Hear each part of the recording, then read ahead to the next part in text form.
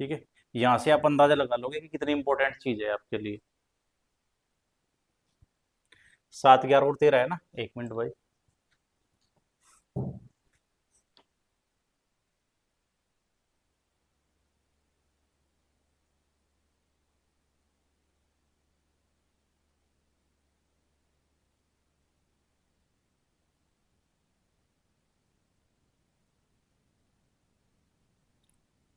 ये वीडियो चल रही है क्या भाई? सिस्टम की स्क्रीन बंद हो रही थी ना, पता नहीं क्या हुआ। चलो देखते हैं। ठीक है, एक संख्या को इतने से गुणा किया हमने, ठीक है। अब तो मैं दिख रहा हूँ ना सही। एक संख्या को इतने से गुणा किया मैंने, मान ली कि वो संख्या मेरी क्या है, एक्स है। ठीक है, अब ये क्या कहा इसने, कहा कि इतना गुणा ले लो उसका। भाई एक्स है, मैं इसे छोटा एक्स मान लूँ, मैं वाई मान लूंगा, ठीक है, सबसे बढ़िया रहेगा, वरना आप एक्स को और मल्टीप्लाई में कंफ्यूज हो जाओगे। मैंने मान लिया वाई है वो संख्या, ठीक है। अब उसने बोला कि वाई को आप किससे मल्टीप्लाई करो, 3003 आपने कर दिया भाई उसकी संख्या से मल्टीप्लाई, जो उसने डिमांड करी, ठीक है। ये आ गई संख्या। अब वो क्या बोल रहा, उसके बाद उसे 7 11 और 13 का लघुत्तम संख्या, 7 11 13 का लघुत्तम संख्या क्या होगा, 1001। कई बार निकाल लिया, ठीक है। ठीक है, द्वारा विभाजित किया जाता है, ठीक है, कर दिया मैंने। और फिर क्या कहा इसने, कहा कि फिर स्वयं से क्या कर दिया जाता है, विभाजित। स्वयं संख्या क्या है, वाई, वाई से फिर से विभाजित कर दिया। तो पूछ रहा है कि रिजल्टेंट क्या होगा, परिणाम बताओ क्या होगा, ठीक है। आपको पता है कि भाई वाई से तो वाई कट गया, और ये से 3 बार कट गया, बताओ परिणाम 3 आ गया। ऐसा क्वेश्चन बनाया इसने। इसके लिए ये है कि इसे ऐसा लगा कि आप ये चीज नहीं निकाल सकते हो, ठीक है, लेकिन आपके लिए तो कुछ चीज है ही नहीं है भाई। तीनों के प्राइम नंबर है, तो कोई डाटा आपको निकालना ही नहीं है। ये देख लो, 13 7 91, 91 के 11 में मल्टीप्लाई कर दो, 1 0, 9 और 1 10, और ये आ गया आपका। ठीक है, इनका एलसीएम ये आ गया। जब कभी प्राइम नंबर्स का आपको एलसीएम निकालना हो तो आप उनके मल्टीप्लाई कर दोगे, ठीक है। यानी 7 का आपको 23 के साथ निकालना, तो 7 गुणा 23 कर दोगे आप, ठीक है। ये क्वेश्चन देखो,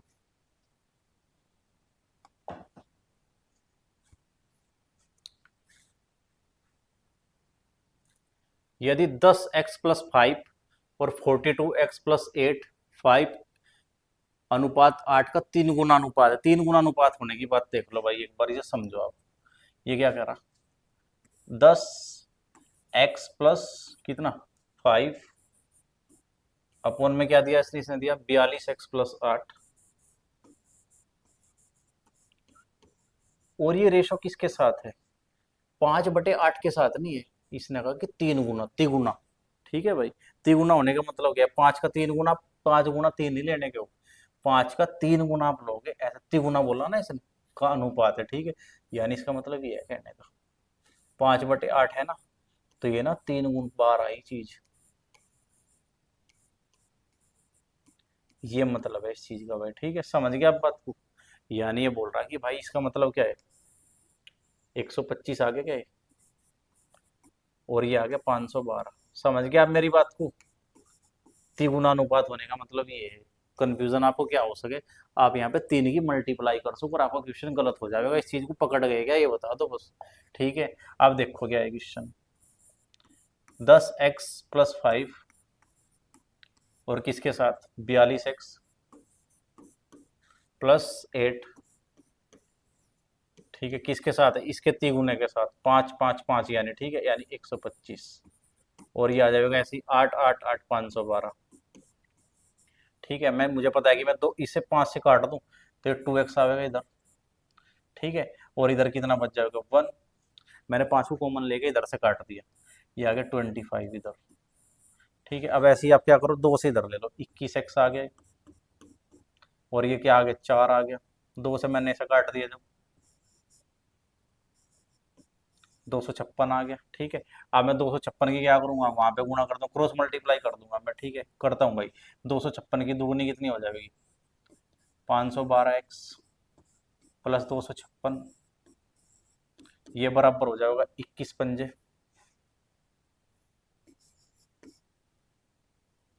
सही कर रहा ना, मैं काट दिया मैंने सही।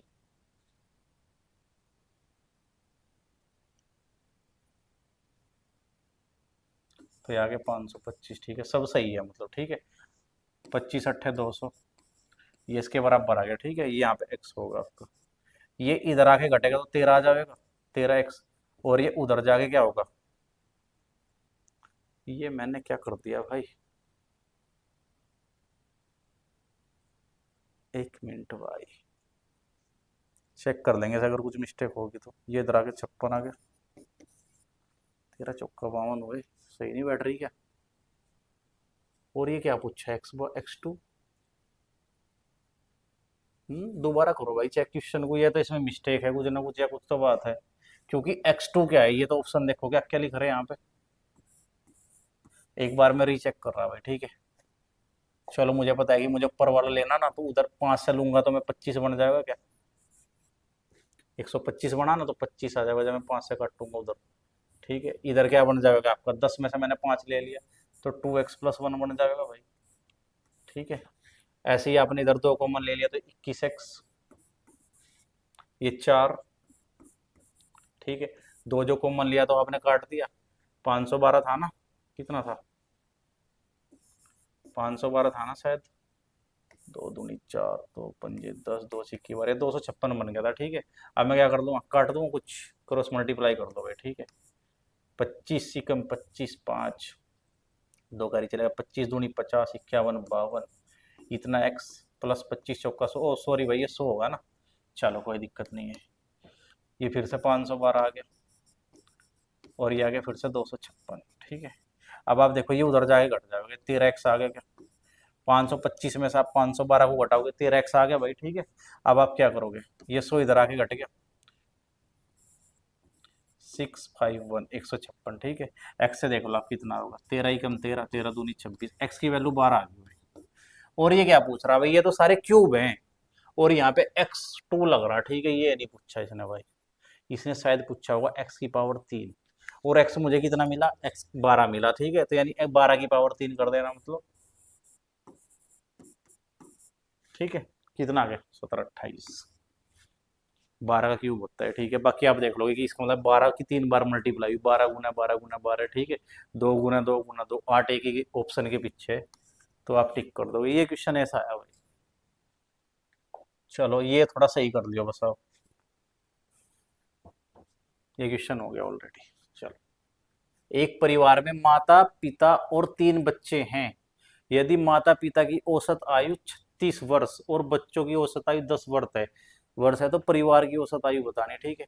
एक परिवार में कौन है भाई, माता पिता है, ठीक है। आप डेविएशन भी लगा सको, ठीक है। डेविएशन को अगर आपको प्रैक्टिस करना तो आप क्या करोगे, मैंने जो स्टार्टिंग में 15 16 सेट करवाए ना, उनके अंदर डेविएशन का मैंने बहुत ज़्यादा यूज ले रखा, तो आप वहां से सीख लोगे, वरना हम तो एवरेज ही क्लास लेके आएंगे ही आपके बीच जल्द, ठीक है। लेकिन अभी के लिए आप देख लो, एक परिवार में माता पिता और 3 बच्चे हैं, ठीक है। यदि माता पिता की औसत आयु 36 है क्या, 2 बंदे हैं माता और पिता, उनकी एवरेज एज 36 है, तो टोटल कितना होगा, 72 हो जाएगा भाई। किसी को दिक्कत, आप देखो 3 बच्चे हैं, उनकी एवरेज एज 10 है, यानी हर एक बच्चे की 10 है, अगर मैं टोटल की बात करूँ तो 30 हो जाएगा। यानी कि बताओ ये टोटल आ गया क्या मेरा, और ये कितने बच्चों का है, 5 बच्चों का है क्या ये, बताओ। ये 102/5 आ गया। आप 5 से उसे भाग दे सको ऊपर वाली संख्या को, ठीक है, तो आपको क्या मिल जाएगा, 20.4।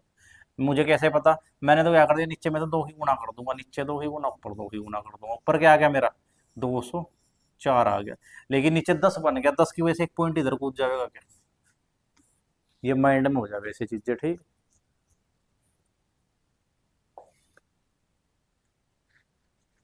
ठीक है भाई, चलो अगला क्वेश्चन।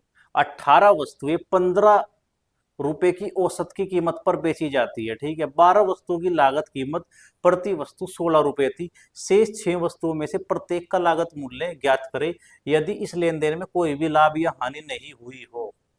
ऐसे करना आपको क्वेश्चन भाई, ठीक है। सबसे बेटर तरीका होगा एलिगेशन लगा दो आप इसके अंदर, ठीक है। 18 वस्तुएं जो थी टोटल थी क्या, ये बताओ आप मुझे। 18 वस्तुएं टोटल हैं क्या आपके सामने, ठीक है।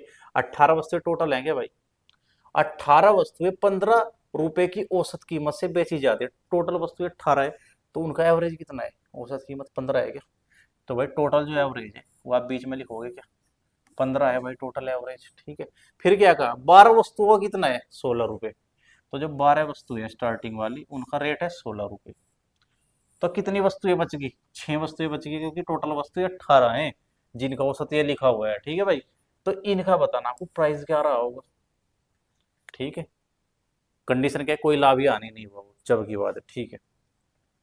अब ये बताओ एलिगेशन आप कैसे लगाते हो, एलिगेशन इन के बीच लगाया जाएगा हमेशा, और क्या करा जाएगा, बड़ी चीज में से छोटी को घटाना, इन दोनों में से कौन बड़ा है, और ये ना हमेशा मिड की वैल्यू है, इन दोनों के बीच की वैल्यू होती है जो हम बीच में लिखते हैं हमेशा, ठीक है। अब ये बताओ इन दोनों में कौन बड़ा है, 16 बड़ा है कि 15 से, कितना बड़ा है, एक, बताओ।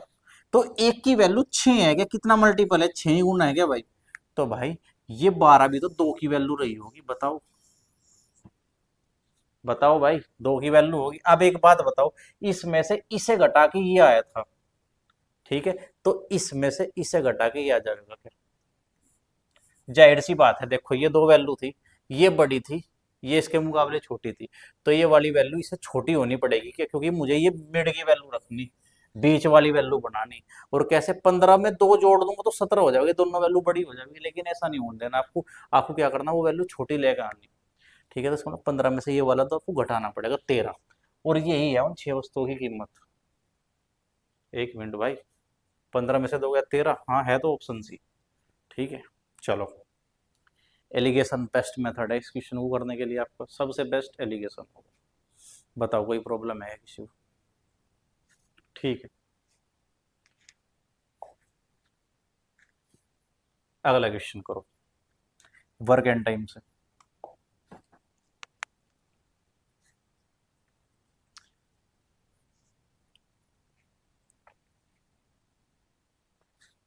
ए 8 दिनों में एक काम कर सकता है, ए 8 दिनों में एक काम कर सकता है, ठीक है, जबकि बी उसे 12 दिनों में कर सकता है, बी उसे 12 दिनों में कर सकता है, ठीक है। सी वही काम कितने दिनों में पूरा कर सकता है, यदि मैं तीनों मिलकर यही काम 3 दिनों में कर सकते, तीनों का बता भाई मुझे एक साथ हो। अगर तीनों मिल जाए तो 3 दिनों में काम को निपटा देंगे। तो मैंने काम मान लिया कितना, इन तीनों का एलसीएम मान लो आपका, 24 आ गया, 8 × 3 = 24, 12 × 2 = 24, 3 × 8 = 24। बताओ यहाँ तक किसी को प्रॉब्लम है क्या भाई।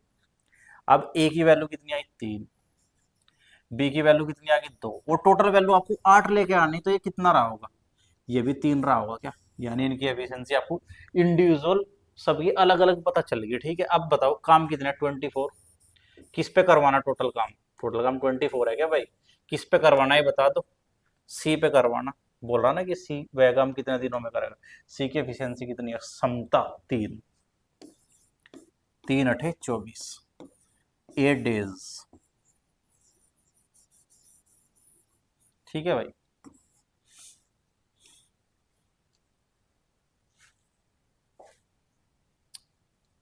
ये करो,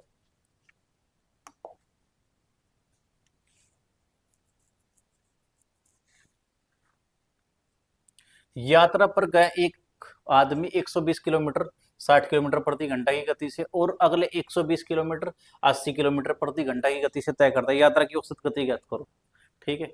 चलो एक बात बताओ, मैंने आपसे मैं बताया, हमें से एक चीज बताई कि कभी भी आपकी क्या होगी, अगर आपकी डिस्टेंस सेम है तो आप प्रोडक्ट कांस्टेंट मेथड का यूज ले सकते हो। ये डिस्टेंस मेरे काम की नहीं है जो इसने दी, मैं क्या करूंगा इसका, कुछ भी जरूरत नहीं है मुझे इसकी। कभी आप ऐसे करने लग जाओगे 120/60 करके आप टाइम निकाल रहे, फिर 120/80 करके आप अलग से एक टाइम निकाल रहे, फिर आपको पता 120 और 120 240 चले गए आप, और टाइम आपको पता आप उससे भाग देके अपनी स्पीड निकाल रहे, उसकी बिल्कुल जरूरत नहीं है आपको इस क्वेश्चन के अंदर, ठीक है। सबसे पहले तो एक फॉर्मूला होता है एवरेज स्पीड का, उससे देख लो आप, ये होता है 2xy/x+y,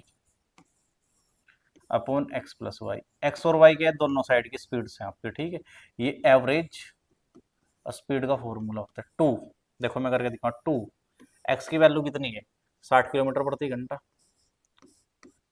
और भाई ये 80 किलोमीटर घंटा वाई की आ गई, ठीक है। वो नीचे x+y करोगे तो 140 आ गया, मैंने एक जीरो से एक जीरो खत्म कर दी, 2 से मैंने इसे काट दिया 7 आ गया, 8×6 = 48, तो 480/7 आ गया क्या, आप इससे डिवाइड करो से, 7×6 = 42 आ गया।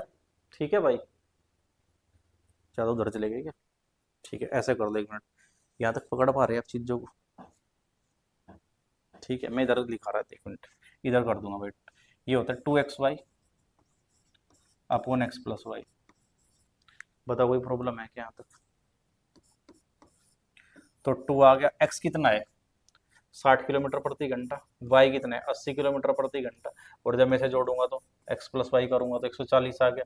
मैं क्या करूंगा, जीरो से मैंने एक जीरो खत्म कर दी, 2 से मैंने इसे काट दिया, 7 आ गया, 8×6 = 48, 480/7 आ गया। ये मेरी एवरेज स्पीड हो जाएगी, मैं इससे भाग दूंगा इसे। ठीक है, 7×6 = 42 आ गया। ठीक है, फिर मैंने नीचे उतार लिया, 60 आ गया। ठीक है, 7×8 = 56 आ गया। ठीक है, 68 पॉइंट समथिंग चलेगी चीजें, तो एक ही ऑप्शन है ऐसा। एक तो मेथड आपका ये हो गया, ये आपने क्या करा, फॉर्मूला यूज किया एवरेज स्पीड का 2xy अपॉन x+y, ये भी आपका एक बेटर तरीका हो सके। या फिर एक बार इसे प्रोडक्ट कांस्टेंट मेथड से ट्राई करो। स्पीड कितनी थी एक बार, मेरे लिए ये किसी काम की चीज नहीं, बस आप इसे ध्यान रखिए, मुझे इसकी जरूरत कहीं पे नहीं पड़ने की। ये कौन सा क्वेश्चन आ गया, यही है ना?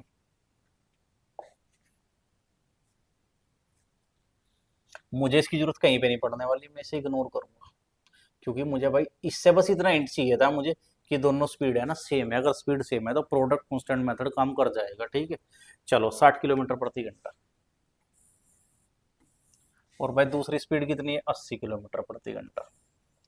तो आप स्पीड ना अपनी साइड से मान लो। ठीक है, यानी आपको क्या मानना, 60 और 80 का एलसीएम आप स्पीड मान लो कुछ भी अपनी साइड से। ठीक है,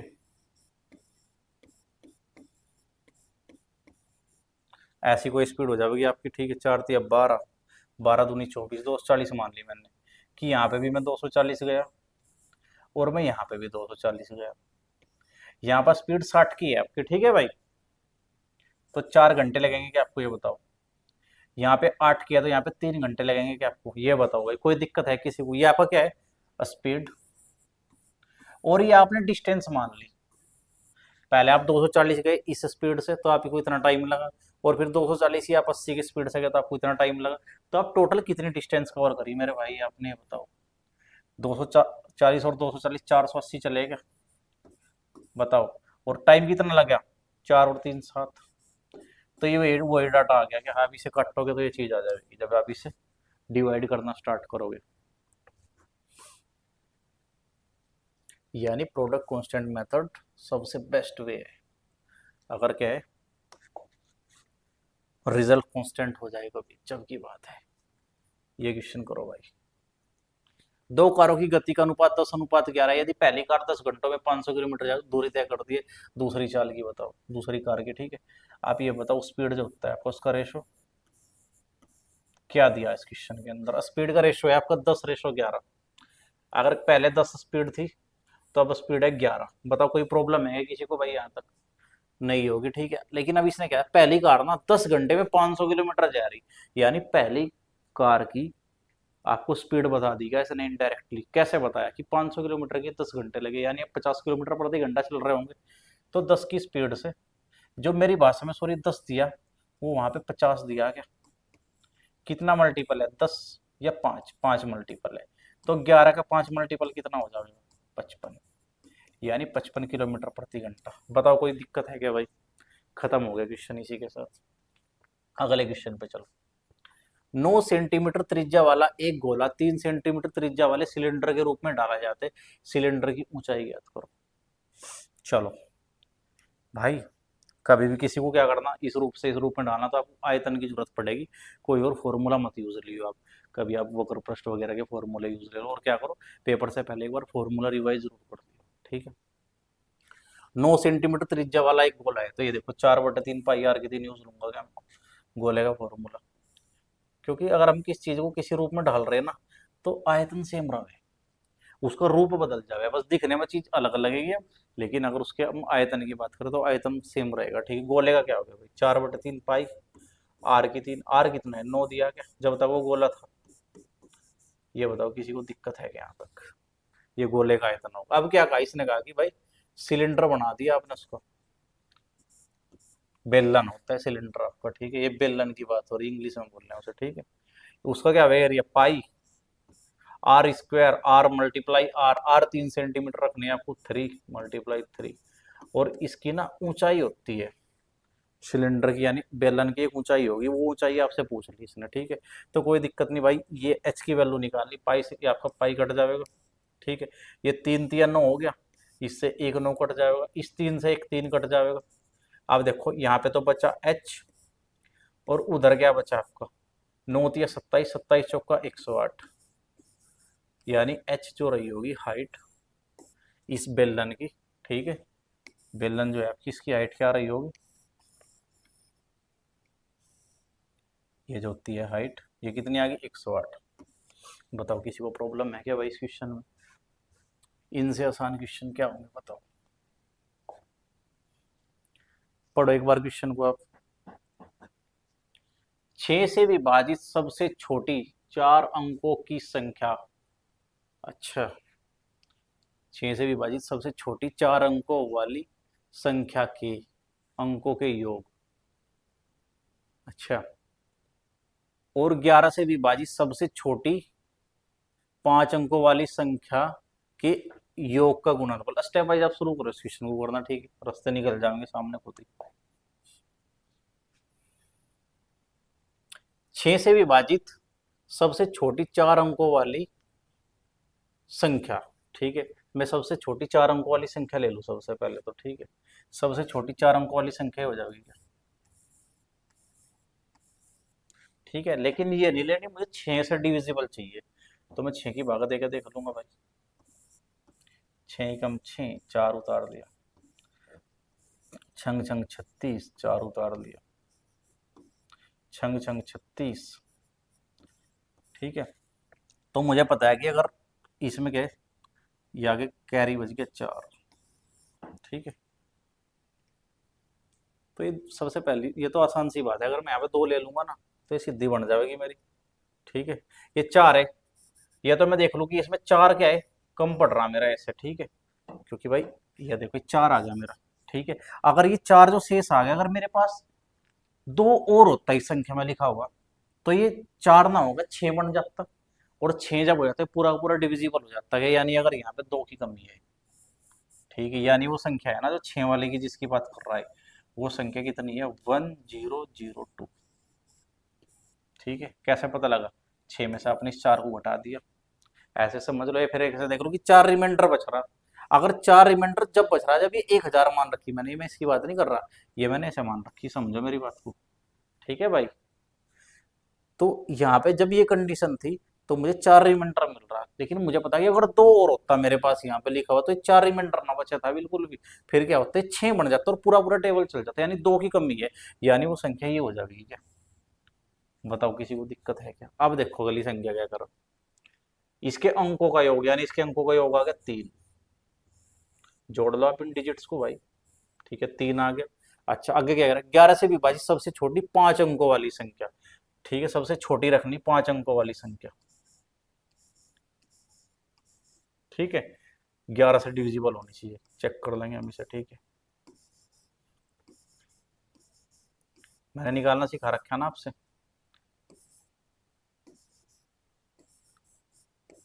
ठीक है। तो यानी 1 की कमी लग रही भाई, ठीक है। तो अगर मैं इसे 1 दे दूं, ठीक है, 1 दे दूं मैं इसे, तो ये मेरी बात बन जाएगी क्या, तो ये आ गई मेरी संख्या, संख्या की ये 10001, ठीक है। ये 11 से डिविजिबल है, देखो -1, और ये करोगे आप ये ऐसे, ठीक है। ये हो जाएगी क्या भाई, 10 होगा, ऐसा होगा ये, यहाँ पे 10 बनेगा ऐसे, ठीक है। इनका डिफरेंस होगा ना, 11 में से 1 गया, जैसे वहां पे आपने 6 में से 4 घटाया था 2 था, तो यहाँ पे भी 11 में से 1 गया 10, यानी 10 की कमी लग रही। अगर मैंने 10 दे दिया ना इसे, तो ये मेरी बात बन जाएगी। अब देखो इसकी डिविजिबिलिटी फॉलो हो रही है, 1 में से गया +1, ये 0 में से गया 0, और इधर से घटेगा तो -1, रिजल्ट क्या है 0 है, ठीक है। तो ये बन गई संख्या। अब इसका टोटल क्या है मेरा, इसके अंकों का योग 1 और 1 2, तो ये आ गया 2, और इनका गुणनफल बताना मुझे, तो 3 दूनी 6 आ गया क्या भाई। ऐसे क्वेश्चन में आप थोड़ा कंफ्यूज होने के चांस बढ़ जाएंगे कि भाई क्या दिया क्या पूछ रखा, ठीक है। तो आप ऐसे बस डील कर दियो इन्हें, मुश्किल नहीं है, बस इतनी याद रखिएगा। एक परीक्षा में एक छात्र ने 85% अंक प्राप्त किए। 4 विषयों में उसके अंक कितने हैं? 7, 9, 8, 1, 8, 8 और 9, 4। 5वें विषय में अर्जित उसके अंक ज्ञात करो। देखो भाई, ये बोल रहा है ऐसे, ये कह रहा कि भाई कोई स्टूडेंट है, उसने एग्जाम दी, ठीक है, उसके रिजल्ट जब आया तो उसने पहले में क्या, उसके ओवरऑल तो बने 85%, ठीक है, लेकिन पहले सब्जेक्ट में कितने आए? पहले में कितने आए भाई? 79। सेकंड में कितने आए? 81। थर्ड में कितने आए? 88। और फोर्थ में आए इतने 94। और एक सब्जेक्ट के अंक गायब है, तो मैंने मान लिया कि एक्स अंक थे उसके, ठीक है। बताओ, ये 5 बंदे हैं तो 5 से मैंने डिवाइड कर दिया, अब ये एवरेज आ गया क्या उसका? बताओ। लेकिन वो कह रहा है कि उसने एवरेज 85% प्राप्त करे। बताओ, किसी को दिक्कत है? एक तो तरीका ही है कि आप यहाँ से एक्स की वैल्यू निकालो, आप इन सबको जोड़ दो, इसे उधर ले जाके घटा दो, ये 5 यहाँ पर आ जाएगा, ये 85 × 5 हो जाएगा, आप इसे जोड़ो, एक्स की वैल्यू निकाल दो। एक तो ये तरीका है आपका, ये तो वेटेड एवरेज का मेथड हो गया। अब आप डेविएशन से इसे चेक करो एक बार। भाई मैंने मान लिया कि वो जो बंदा रहा होगा उसके 85 नंबर तो उसके भी रहे ही होंगे, एवरेज दिया जब, ठीक है, 85 तो रहा ही होगा उसका। अब डेविएशन चेक कर लूंगा मैं कि इनके पास कितना एक्स्ट्रा या कम है, ठीक है, इसे चेक करूंगा मैं। इस वाले को देखो, ये 79 है, इसे 85 बनाना मुझे, तो मुझे 6 देना पड़ेगा क्या, ये बताओ? थोड़ा इधर लिखे ऊपर, 6 ऐड करना पड़ेगा इसमें, इसमें 4 ऐड करना पड़ेगा क्या मुझे? जो नहीं है उसे बनाओ, जिसके पास फालतू एक्स्ट्रा है उसे छीन लो आप, ठीक है। ये देखो 88 ले रहा भाई, मुझे 85 बनाना, तो 3 फालतू है क्या? इस पर तो 3 छीन लो आप, यानी माइनस करवा लो, ठीक है। ये 94 है भाई, ठीक है, 5 और 4, ये 9 एक्स्ट्रा ले रहा, तो इससे 9 छीन लो आप, ठीक है। बताओ, कोई दिक्कत है क्या? अब डेविएशन देख लो कितना है, 6 और 4 10, और -9 और 3 कितने आ गए? 12, ठीक है। तो यानी कि 10 तो ये प्लस का और ये माइनस का कितना है? 12। तो यानी 2 माइनस करना बस हमें, यानी 85 से जो डेविएशन आएगा वो घटा दो यार, जोड़ दो जो भी आएगा, ठीक है। 85 में से 2 गया तो 83। आप ऐसे डायरेक्ट कर सकते हो भाई, ये माइंड मैपिंग से हो जाए आपके दिमाग में, जब चीज चलनी शुरू हो जाएगी ना, तो आप ऐसा ना करके ऐसे भी क्वेश्चन को कर सको। 83 आ गया, ठीक है। बेसिक में कभी पढ़ावाएंगे आपको ये सब चीजें, बड़ी बात नहीं है भाई। अगला क्वेश्चन देखो, कुछ वस्तुओं को उनके लागत मूल्य से 25% ऊपर अंकित किया गया था, ठीक है। चलो पढ़ लो क्वेश्चन को। इस तरह की वस्तुओं में से एक को अंकित मूल्य पर 20% लाभ लेकर बेच दिया गया और दूसरी वस्तु को अंकित मूल्य पर 10% की हानि लेकर बेचा गया। कुल प्रतिशत लाभ ज्ञात करो, ठीक है। कोई दिक्कत नहीं है, मैं अपनी वस्तु मान लूंगा। मैं क्या मान लूँ, क्या मानना चाहिए भाई? देख लो, मैंने मान लिया 100 तो 125 हो जाएगा, फिर लेकिन मैं उसका 20% निकालूंगा तो पॉइंटों में चल जाएगा, तो मैं 200 मान लूंगा, ठीक है। मैंने मान लिया कि मेरी वस्तु की जो कीमत है ना, 200 रुपये है, दोनों वस्तु की कीमत। पहली वस्तु भी मेरी 200 रुपये की है और दूसरी वस्तु भी मेरी 200 रुपये की है, मैंने सीपी मान लिए दोनों, ठीक है। अब देखो, उसने ना लागत मूल्य से 25% अधिक अंकित करा, ये मेरे सीपी है भाई, ठीक है। पहली वस्तु का सीपी है और दूसरी वस्तु का सीपी मेरा ही है, कोई दिक्कत है किसी को? यहाँ तक आप समझ गए कि 200 200 मान लिए मैंने, सेम मानने ना, ठीक है, लागत मूल्य। अब क्या है? अब ये बताओ, इसने कहा कि एमपी अंकित कैसे करिए आपने दोनों वस्तु, 25% रेट बढ़ा दिया कि भाई इसका मैं 25% जब बढ़ाऊंगा तो ये 250 बढ़ जाएगा। 25% बढ़ा, जी बिल्कुल, ये भी 250 हो जाएगा। बताओ, अब आपने क्या करा, ये आपने रेट लिख दिया, रेट आपने खरीदी इतने की और रेट डाल ये दिया आपने दोनों वस्तु पर, ठीक है। भाई बात बेचने की, जब आप चीजों को बेच रहे भाई, तब आपने क्या गड़बड़ करी? पहली वस्तु को तो 20% का लाभ लेके बेच दिया, ठीक है। इसका 20% कितना होगा? इसका 10% क्या होगा? एक जीरो जब कर दो 25 हो जाएगा क्या, ठीक है। 10% 25 है, तो 20% कितना हो जाएगा? 300। तो यानी मैंने इतने में बेच दी पहले वाली वस्तु, तो ठीक है। अब दूसरे वाली वस्तु के बारे में क्या, दूसरी वस्तु 10% की हानि पे बेच दी, यानी ये 100% की वैल्यू है।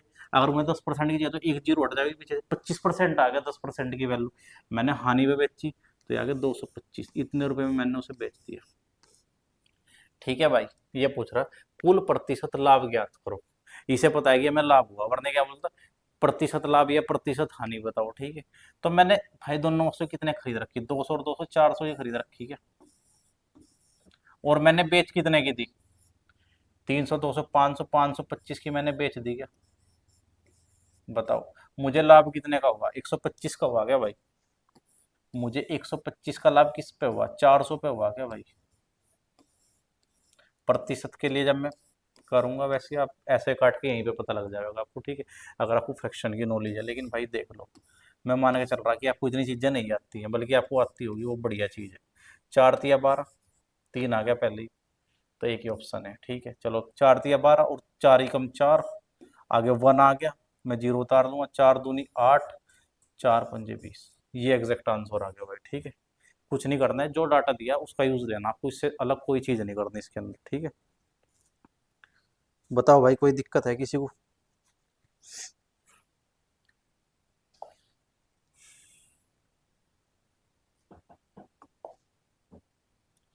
30% और 10% की दो अनुक्रमिक छूट देने के बाद एक वस्तु 945 रुपए में बेची गई। वस्तु की लागत मूल्य ज्ञात करो, ठीक है भाई। इतने में बेची गई वो, इतना छूट देने के बाद, ठीक है। पहला 30% है डिस्काउंट, दूसरा 10% है। आप देखो भाई, 30% का मतलब क्या होगा? कोई चीज अगर 10 की थी तो 3 की छूट लेकर 7 की बेच दी क्या? ठीक है। ये देखो भाई, दूसरी छूट है 10%, ये अगर कोई 10 की थी तो वह 1 की छूट देकर 9 की बेच दी क्या? अगर मेरा CP 100 है तो मेरा SP 63 आ गया, 63। बताओ, कोई दिक्कत है यहाँ तक भाई किसी को? कर लोगे आप? फिर इसने क्या बताया? उसने बताया कि वस्तु आपने 945 रुपए की बेच रखी। कितने की बेच रखी? 945 रुपए की, ठीक है।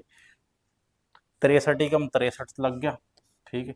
अब आगे जो उतारोगे फिर 5, यानी 3 से 5 बार, ये 15 आ गया, 15 × 3 = 45, 5 आ गया, ठीक है। कैरी चला गया 4, 15 × 6 = 90 और 4 कैरी, हाँ जी 15 मल्टीपल है, 1 यूनिट की वैल्यू 15 आ गई, ठीक है। आपको बताना क्या है?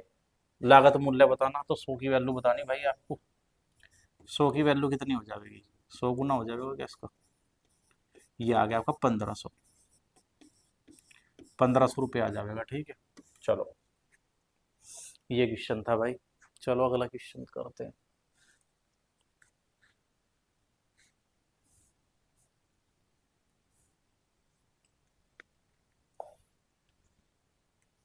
ये देखो, 10% ब्याज पर 2 वर्ष की अवधि के लिए एक निश्चित मूलधन पर साधारण ब्याज चक्रवर्ती ब्याज से कम है, मूलधन ज्ञात करो। ओहो। आप लिखो इस क्वेश्चन में, चक्रवर्ती साधारण ब्याज चक्रवर्ती ब्याज से 1 कम है, 1 रुपए कम है, ये लिख लो आप। साधारण ब्याज चक्रवर्ती ब्याज से 1 रुपए कम है तो मूलधन ज्ञात करो। ये क्वेश्चन है भाई, ठीक है। करो आप इसे। देखो कितना टाइम है, 10% की रेट है और 2 साल है क्या? जब 10% की रेट से 2 साल आपका पैसा रहा होगा, आपका SI कितना मिला होगा आपको? 1 साल का 10% तो 2 साल का 20% रहा होगा। और CI चक्रवर्ती ब्याज कितना मिला होगा 2 साल के लिए? आपको पता, 10 को जब अप्लाई करोगे तो 21% मिलेगा। CI परसेंट का डिफरेंस कितना है? 1%। और 1% की वैल्यू उसने कितनी दी? 1 रुपया, ठीक है। तो भाई मुझे निकालना क्या है? मुझे अपना निकालना है प्रिंसिपल। प्रिंसिपल तो 100% होगा, तो 100% की वैल्यू कितनी आ जाएगी? 100 रुपये भाई, यही हो जाएगा। अब मुझे नहीं पता आपका एग्जैक्ट क्वेश्चन क्या आ रहा होगा पेपर के अंदर, ठीक है। लेकिन मेरा डाटा मिसिंग था तो मैंने उस हिसाब से 1 मान लिया, अब भी मेरा एक ऑप्शन सेटिस्फाई हो गया।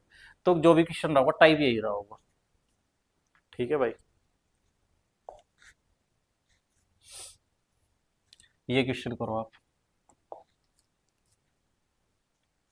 10% वार्षिक ब्याज की दर पर 3 वर्षों के लिए 2000 के मूल दर पर चक्रवर्ती ब्याज और साधारण ब्याज के बीच अंतर कितना होगा? ठीक है, कुछ नहीं करना भाई। कितने साल का अंतर पूछ रखा? 3 साल का। 3 साल के लिए लगाओ आप 331, ठीक है। 331 लगा दो 3 साल के लिए, ठीक है। अच्छा, रेट क्या है? 10%। फिर अगले साल 1% हो जाएगी, अगले साल 0.1% हो जाएगी, 30 आ गया, ठीक है। ये 3 आ गया और ये 0.1 आ गया, ठीक है। देखो, जो यहाँ से मिला, खाली यहाँ से मिला, वो तो आपका साधारण ब्याज प्रतिशत, ठीक है। यानी 30% क्या आ गया आपका? SI प्रतिशत, ठीक है। अगर डिफरेंस चाहिए तो ये आ गया डिफरेंस। जो भी चीज यूज लेनी हो क्वेश्चन के अंदर आप ले सको। 3.1 बताओ। अगर मेरे से पूछे कि एसआई प्रतिशत, कल चक्रवर्ती ब्याज प्रतिशत पूछ लिया जाएगा, तब क्या करोगे आप? इसका यूज ले लोगे आप, ठीक है। चक्रवर्ती ब्याज प्रतिशत अगर आपसे पूछ लिया गया तो आप इसका यूज ले लोगे। आप देखो 30 और 3.1, तो ये आ गया 33.1%। बताओ यहाँ तक कोई प्रॉब्लम है क्या किसी को? यहाँ तक प्रॉब्लम है भाई किसी को? मैं इसे इधर लिख देता हूँ एक बार। ये चीज आपने देख ली। तो आपका सीआई प्रतिशत अगर आपसे कभी पूछा जाए तो ये देखो, 30, 3, 33 और 0.1, 33.1, ठीक है। अगर आपसे एसआई प्रतिशत पूछा जाए कभी, साधारण ब्याज प्रतिशत, तो जो स्टार्टिंग वाला होगा बस वही होगा, 30%। मैं आपको बता रहा, ये डाटा इसलिए बता रहा कि कल क्वेश्चन तब भी आ सके। ये 30% आ गया भाई, ठीक है। और डिफरेंस कितना आ गया सीआई प्रतिशत और एसआई प्रतिशत का? भाई ये इतना मिला 33.1 और ये 30%, जो ये आप ये बाद वाला देख रहे 3.1%, ये डिफरेंस हुआ भाई। मेरी भाषा में ये आया डिफरेंस, ठीक है। आपको बताना क्या अंतर ही बताना कि आपको ये बताओ। और प्रिंसिपल आपका क्या रहा होगा? प्रिंसिपल आपका 100% रहा होगा। अब जो भी डाटा देगा आप कंपैरिजन कर पाओगे क्या? एक का कंपैरिजन करना दूसरे से, और जो भी चीज पूछी जाओगी आप एकदम से आंसर दे दोगे अपना। बताओ यहाँ तक कोई प्रॉब्लम है क्या भाई किसी को? ठीक है। अब मेरा प्रिंसिपल मेरी लैंग्वेज में 100% है क्या? लेकिन उसने कितना दिया? उसने दिया 2000। एक यूनिट की वैल्यू कितनी आ गई? 1% की वैल्यू, 1% की वैल्यू आ गई 20। मुझे बताना 3.1%, 3.1% की वैल्यू कितनी हो जाएगी? तो ये 62 रुपये आ जाएगी क्या? चलो, ये भाई क्या है, सारा मैटर समझाने के लिए है, वरना सॉल्यूशन तो ये है क्वेश्चन का। और मुझे तो ये पता था कि भाई 10% दिया जाएगा जब, तो मुझे पता कि सीआई मिलेगा 33.1। अगर सीआई की बात करें तो 33.1, और आपके एसआई की बात करें साधारण ब्याज प्रतिशत की, तो 10% के रेट से 3 साल में 30% मिलेगा। तो उनका डिफरेंस 3.1 बनना, तो 3.1 का मल्टीपल ही रहा होगा अंतर। ऐसा सिर्फ एक ही ऑप्शन था, मैं तो इतना देख के आंसर लगा देता, ठीक है। ये चीजें आप क्या पढ़ोगे, कब पढ़ोगे? जब आप बेसिक से सारी चीजें अच्छी तरीके से, आपके पास टाइम होगा 7 से 8 महीने का, तब आप सीख जाओगे सारी की सारी चीजें, ठीक है। उससे पहले आपको क्या करना पड़ेगा? थोड़ा सा सपोर्ट करो भाई चैनल को, ठीक है। ये आगे की तरफ जाएगा तो हम भी आगे की तरफ जाएंगे और आपको साथ लेकर चलेंगे, ठीक है ना। चलो इसे करके देखो क्वेश्चन जो भी है सामने। तीन साझेदार एक्स वाई और जेड ने लाभ का साझा किया, ठीक है। अच्छा, ये खुद ही भी चल रहा भाई। तीन साझेदार एक्स वाई और जेड ने एक लाभ साझा किया, यदि कुल लाभ इतना है तो एक्स का हिस्सा 7 की तुलना में, एक्स नहीं, ये 7 नहीं, ये वाई होगा। ये बहुत मिस्टेक हो रही भाई।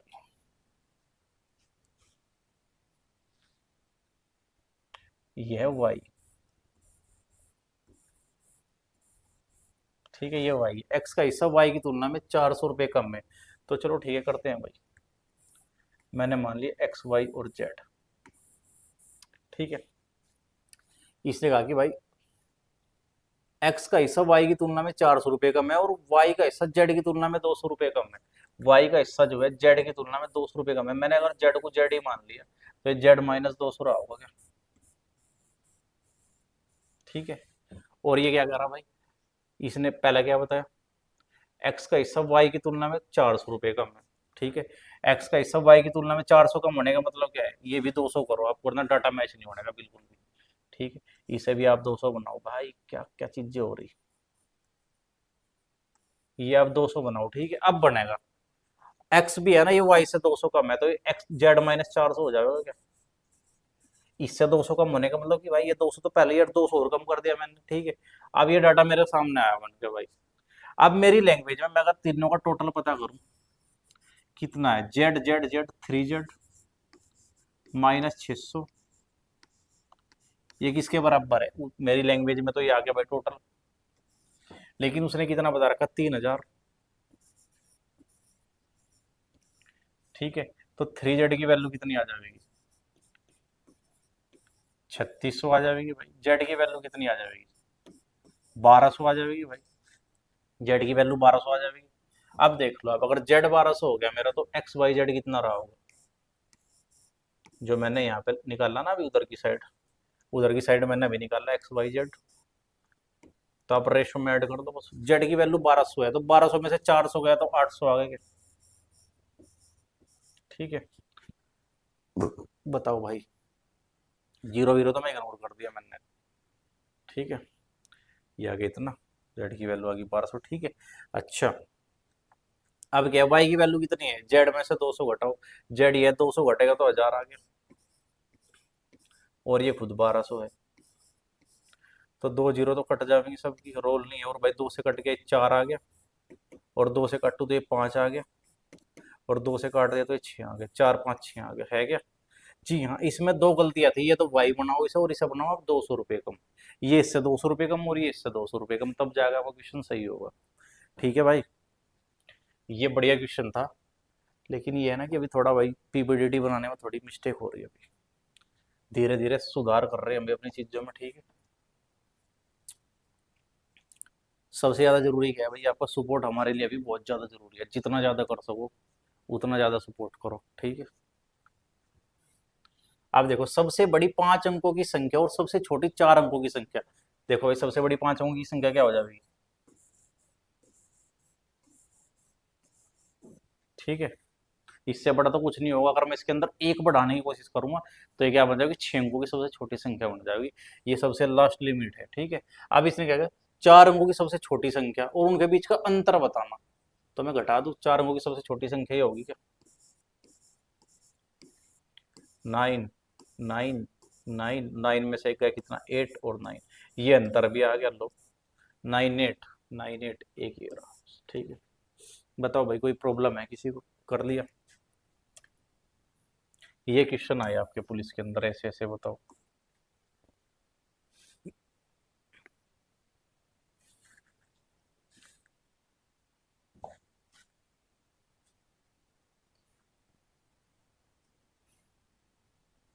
ये देखो क्वेश्चन भाई, बहुत बढ़िया क्वेश्चन है, खतरनाक एकदम।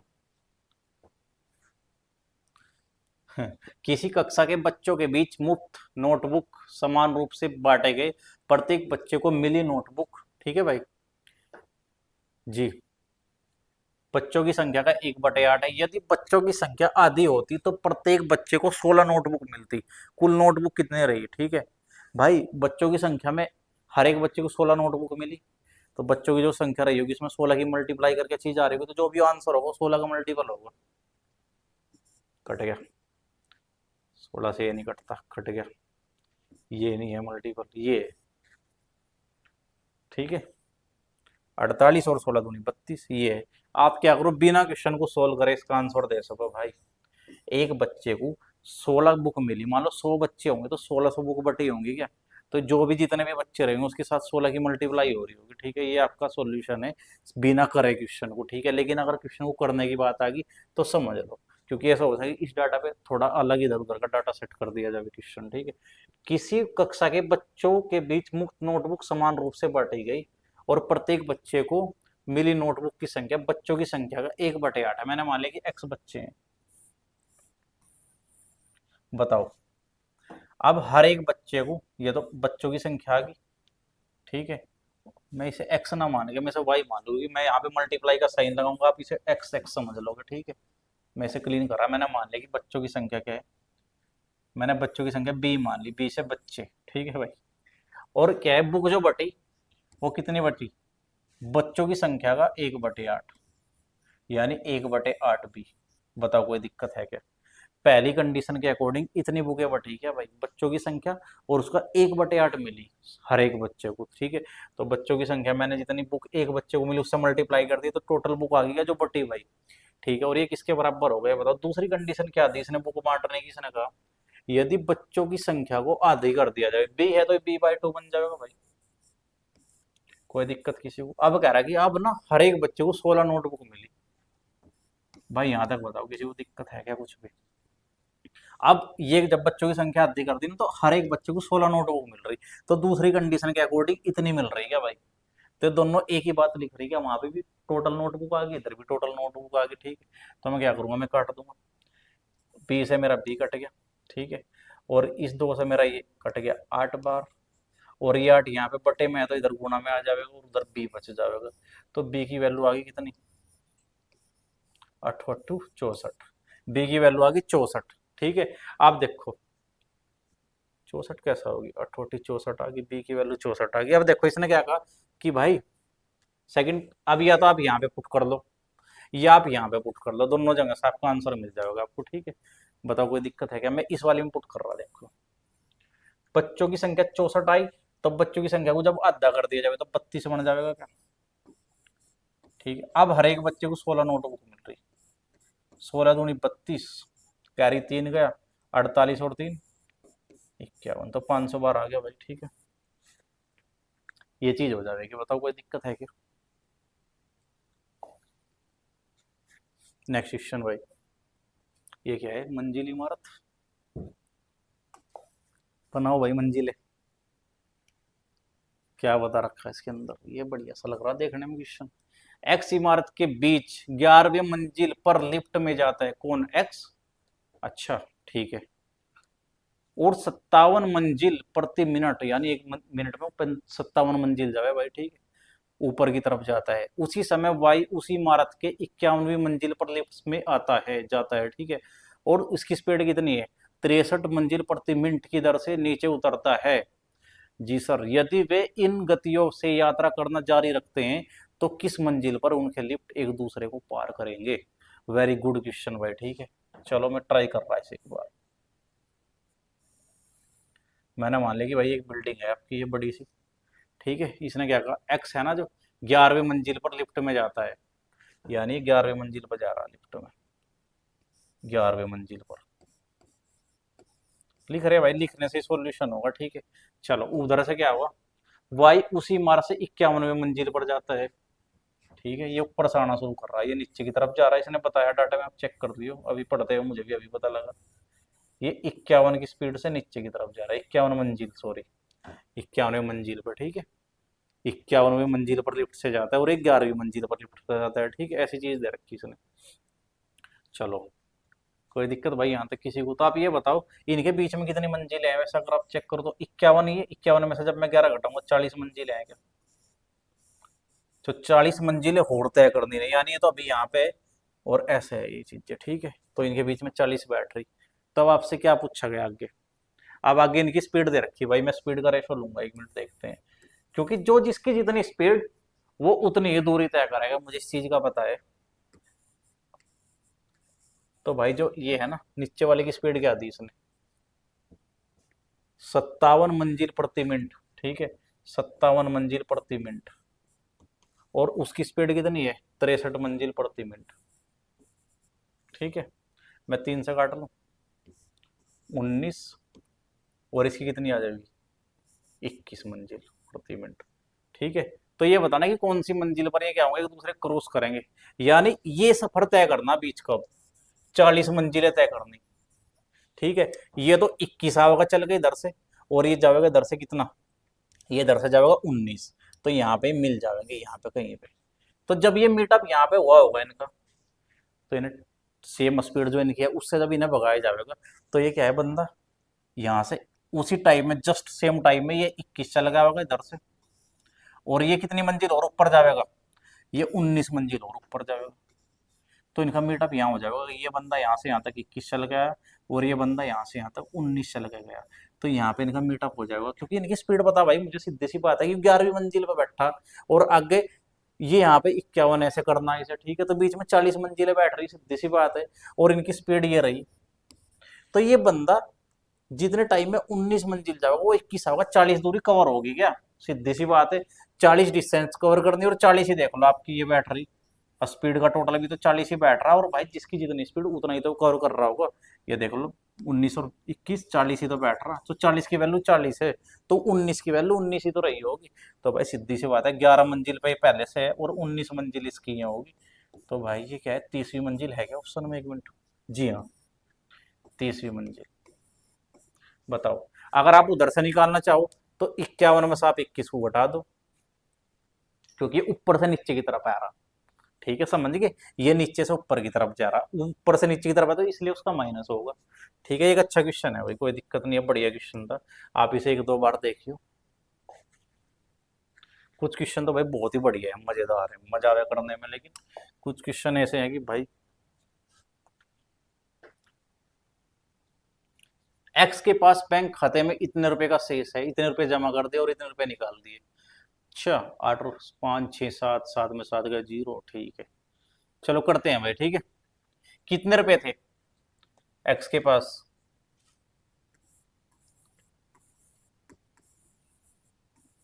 82 इतना था क्या? उसने और ऐड कर लिया इसके अंदर, कितने, 74.35, ये उसने ऐड कर दिया इसके अंदर, ठीक है। और फिर क्या है, इतने निकाल दिए, कितने निकाल दिए बताओ?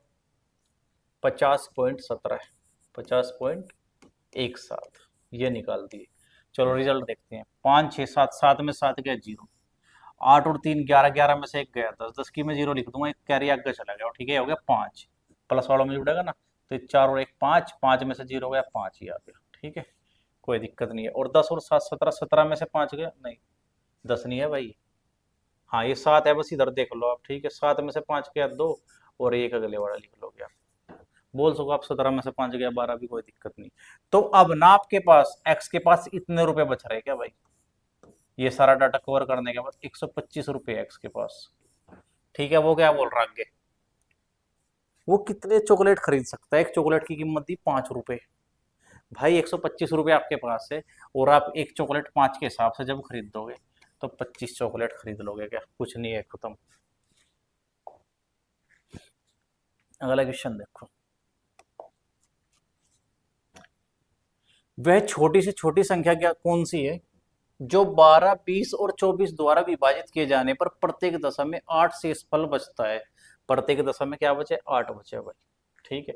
तो इसका सबसे बेस्ट तरीका क्या है, आप इसमें से ना जो शेष बच रहा है वो पहले ही घटा दो।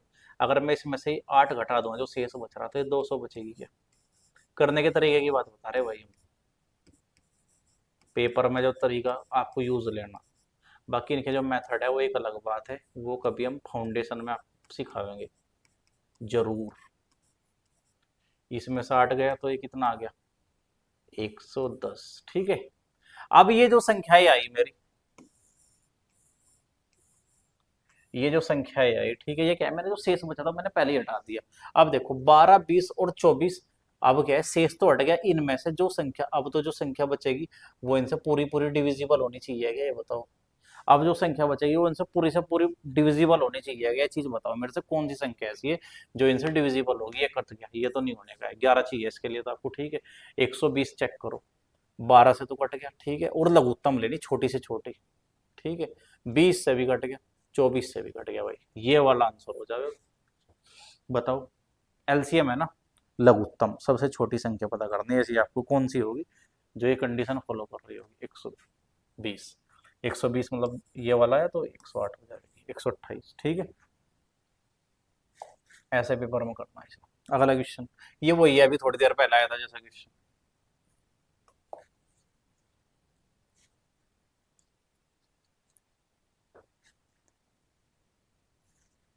यदि 2x+3 और 5x+4 3:4 का 3 गुणा अनुपात है, 3 गुणा अनुपात भाई देख लो, अभी करके आए थे हम इस क्वेश्चन को। 2x, ऐसा ही बिल्कुल सेम, +3 और 5x+4, 5x+4, बताओ कोई प्रॉब्लम है क्या यहाँ तक? और 3 गुणा अनुपात होने का मतलब क्या है भाई? यानी 3 गुणा 3 गुणा 3, 27,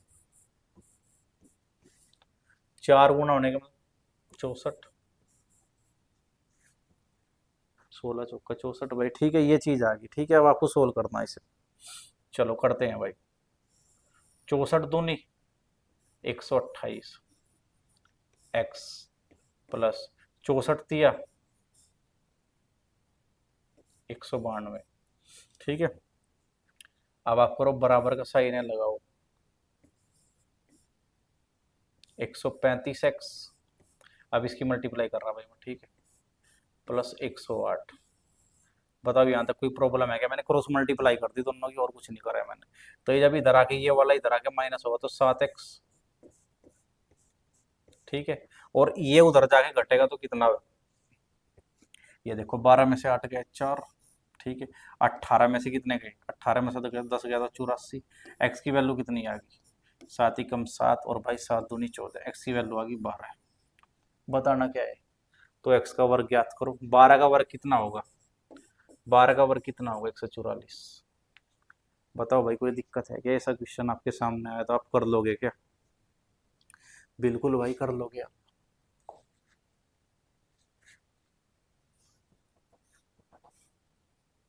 चलो अच्छा, मेरे से एक चीज बताओ, मान लो मैंने आपसे एक संख्या दे, क्वेश्चन अलग बना दिया, क्या बना दिया मैंने क्वेश्चन आपके सामने, 2/3, 1/4, 7 बटे 7/2, इसका संयुग्मी अनुपात बताना आपको, संयुक्त अनुपात बताना आपको, या मिश्रित अनुपात बताना, इसको तो क्या करोगे आप। ये 3 रेशो दे दिया मैंने आपसे, 2/3, 1/4 और 7/2। इनका आपसे क्या पूछ लिया, मिश्रित अनुपात पूछ लिया, तो क्या करोगे आप।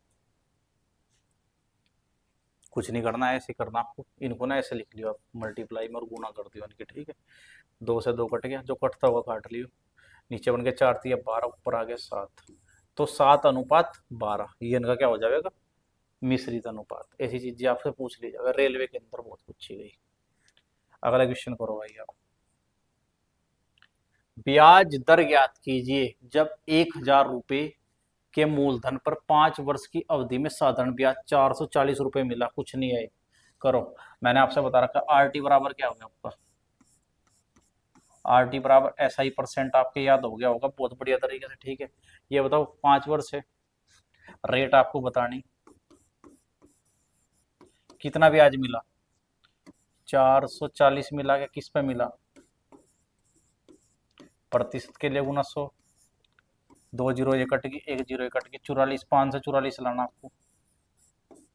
बताओ, 8.8 आ जाएगा, खत्म, आर की वैल्यू आ गई 8.8।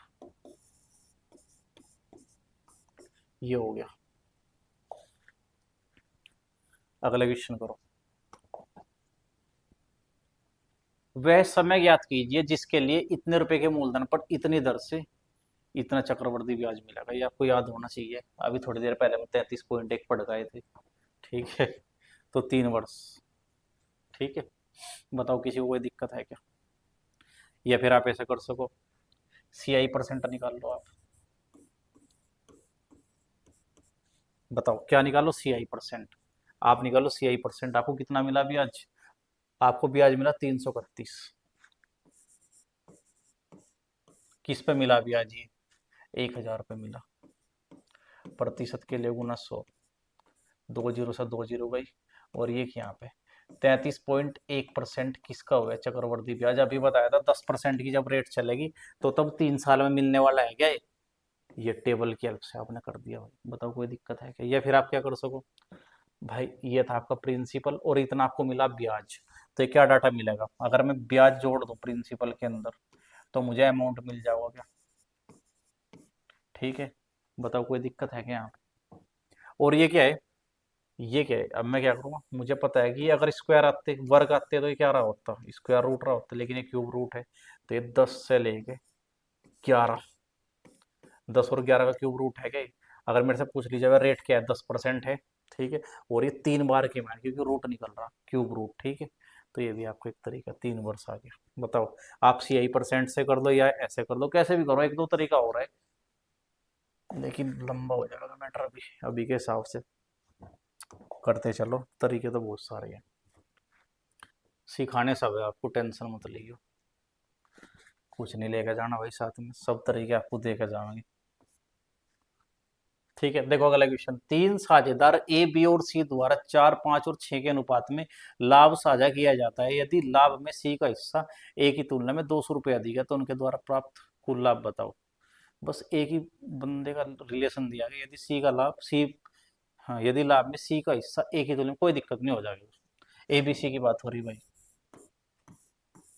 ए बी और सी की बात हुई क्वेश्चन के अंदर, ठीक है। 3 साझेदार ए बी और सी द्वारा 4, 5 और 6 के अनुपात में इन्वेस्टमेंट करी गई, 4, 5 और 6, इस रेशो में इन्वेस्टमेंट हुई इनकी भाई, ठीक है। आगे क्या हुआ, यदि लाभ में सी का हिस्सा ए की तुलना में, सी का हिस्सा ए की तुलना में, मेरी लैंग्वेज में तो दो अधिक है, उसने कितना बताया, उसने बताया 200।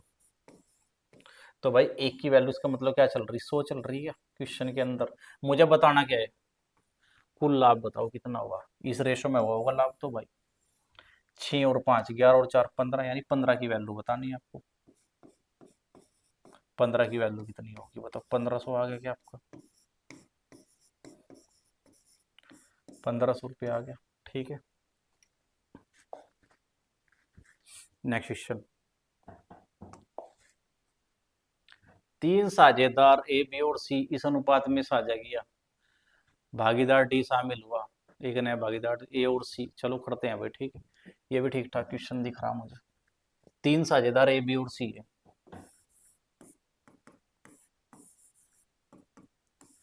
तीन साझेदार ए और बी सी, इनका पैसा क्या है, 2 3 और 4 के रेशो में है भाई,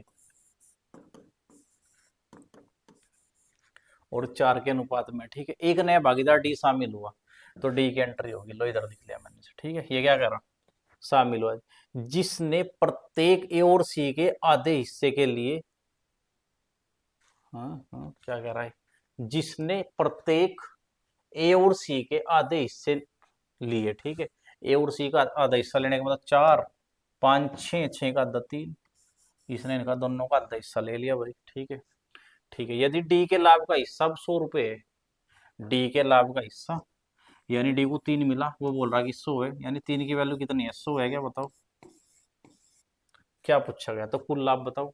कुल लाभ क्या है, कुल लाभ ऐसा नहीं है आप इसे सारे को जोड़ दो, आप इसे ही जोड़ोगे। अब रीजन क्या है, ये जो पैसा है इधर से ही तो आया हुआ है निकल के, इधर से ही तो निकल के आया हुआ है, इसे इधर जोड़ दो, मैं फिर इसे उधर जोड़ दूं, कोई फर्क ही नहीं पड़ रहा है। ठीक है, तो 4 5 6 7 8 9, 9 की वैल्यू बतानी है आपको भाई, ये 3 की वैल्यू ही है, तो एक की वैल्यू कितनी हो जाएगी, इतनी हो जाएगी, क्योंकि 3 की वैल्यू है तो 1 यूनिट की वैल्यू कितनी आ जाएगी, 100/3 हो गया, लेकिन मुझे 9 की बतानी भाई। तो 3 3 9, और ये 300 आ गया, 300 रुपये, बताओ। ठीक है,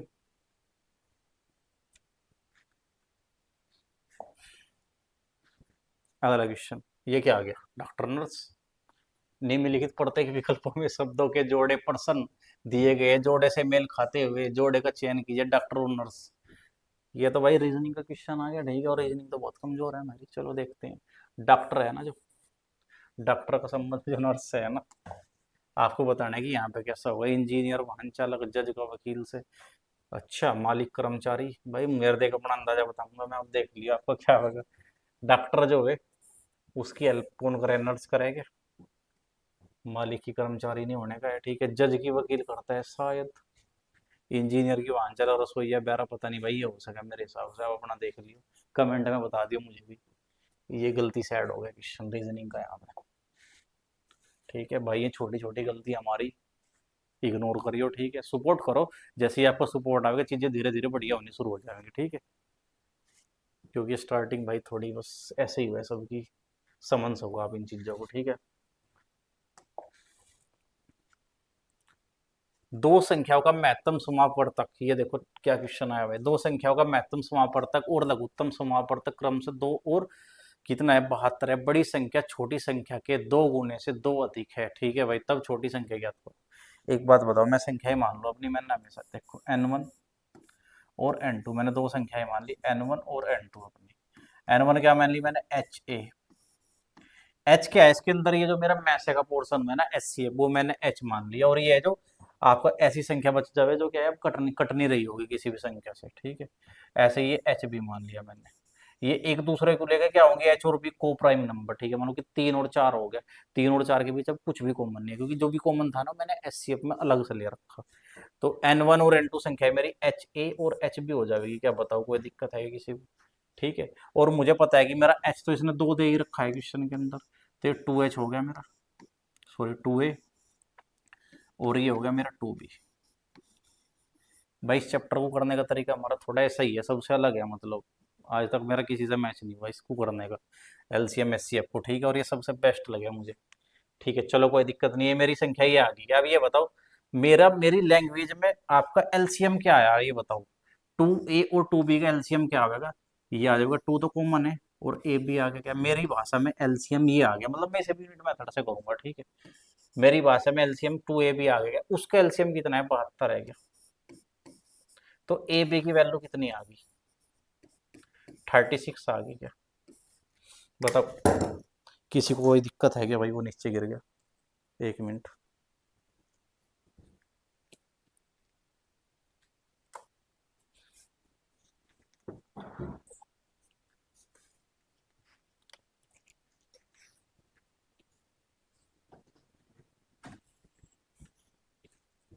मार्कर नीचे गिर गया था भाई, ठीक है। ए बी की वैल्यू 36 आ गई क्या, ये बताओ। चलो कोई दिक्कत नहीं, अब मुझे ए बी मिल गया अपना 36, इधर लिख दूंगा मैं, ठीक है, वो ज़्यादा नीचे हो गया। अब मैं इसका ब्रेक करना शुरू करूंगा, मुझे क्या देखना, बड़ी संख्या छोटी संख्या के दो गुने से दो अधिक करने हैं मुझे, ठीक है।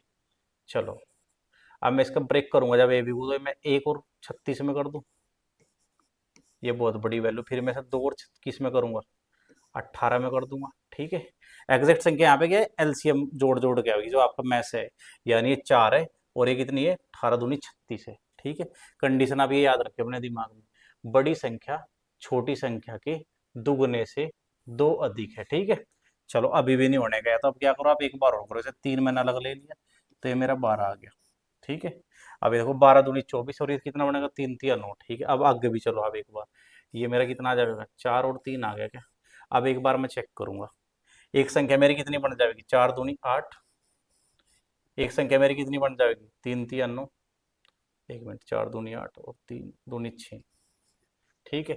ये देखो, बड़ी सी संख्या ही आने का मतलब क्या है, ये तो मेरी ए और बी की वैल्यू चल रही है, लेकिन इनके साथ में आपका मैं से भी होगा ना, तो 4 दूनी 8 रहा होगा, और ये 3 दूनी 6 रहा होगा। अब देखो, बड़ी संख्या छोटी संख्या के दो गुने से है भाई, ये भी नहीं होने का, मेरा मेरा आंसर तो ऊपर आ गया कहीं ना कहीं, ठीक है। अब आप आगे देख लो, 4 3, अब तो ये रिपीट हो जाएगा भाई, है ना। तो आपकी संख्या इनमें से कौन सी रही होगी, ये वाला चेक कर लो आप एक बार, ठीक है। यहाँ पे संख्याएं क्या रही होंगी आपकी, 6 और 24 रही होंगी क्या, है भाई, 6 और 24 रही होंगी क्या भाई, यहाँ पे संख्याएं, ये देखो, 6 दूनी 12, ये 6 और 24 है क्या, दुगुने से दो अधिक, क्या बोल रहा है इसने, बड़ी संख्या छोटी संख्या के दुगुने से, 6 दूनी 12 से दो अधिक है, ये भी नहीं होने का। ये देख लो एक बार आप ट्राई करके, बड़ी संख्या, एक बार दोबारा देख रहे क्वेश्चन को भाई, ये समझ में नहीं आ रहा क्या बात कर रहा है, ठीक है। छोटी संख्या ज्ञात करो, ठीक है। या मैं से ऑप्शन से ट्राई कर दो, ऑप्शन से ज़्यादा आसान पड़ जाए मेरे हिसाब से। अगर मैं संख्या मान के चलूँ कि 4 है, दो तो इसमें मेरा क्या आ गया, एच सी एफ आ गया, ठीक है। और मेरा और क्या आ गया इसके अंदर, दो मेरा क्या आ गया, एक ही वैल्यू रही होगी, मैंने मान लिया, ठीक है भाई। तो मेरा फिर क्या आ गया, दो दूनी 4, अगर भाई,